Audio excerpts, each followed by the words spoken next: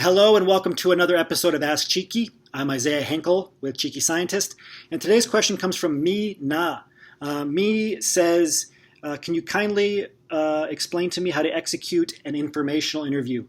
Great question. If you don't know what an informational interview is, very simply, it's interviewing somebody whose job you want to discover how they got it.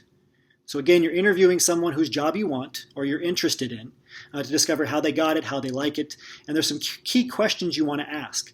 Most importantly, though, when you set up an informational interview or when you approach it, you want to make sure that the other person knows that what kind of questions you're going to be asking them and how much time of theirs you're going to take. This will put them at ease, make them very comfortable. Right? Don't make it seem like it could go on for hours, that you have a list of 100 questions.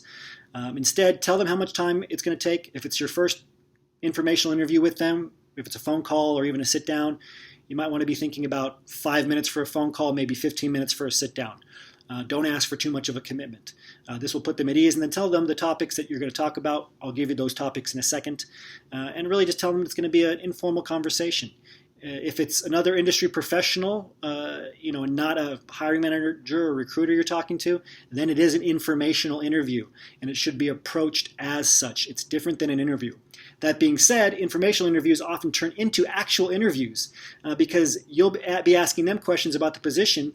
The other person will see your value, see that you've actually done research on the company and that you'd be valuable to work with, and they might start asking you some questions, and it'll turn into an informal interview, and they'll very likely ask for your resume, so make sure you bring your resume, and make sure you write down some questions beforehand.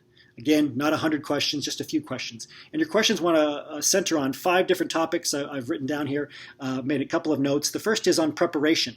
So how did the other person learn about the position? How did they get the position? Okay, the second one is current fit. What is their current responsibility? So you want to ask about their responsibilities, what they're currently doing on a day-to-day basis. The third one is future fit. What is their career trajectory? Great, they got this position now. How long do they have to wait for a promotion? Is it going to be 3 years, 10 years? Can you get promoted in a year? What's the next title? Do you see people getting into management from this position? Then company fit, right? So what is the company culture like? Always ask about the culture. It shows that you understand what's important at a company, at an industry. You want to make sure you're finding a company that's a right fit for you culturally. Culture includes processes, includes what you wear, your dress, how people communicate with each other at the office, whether they show up late. There's a lot of subtopics under the overall umbrella of culture. And then finally, lifestyle. What is the work-life balance? Pros, cons? Are you traveling a lot?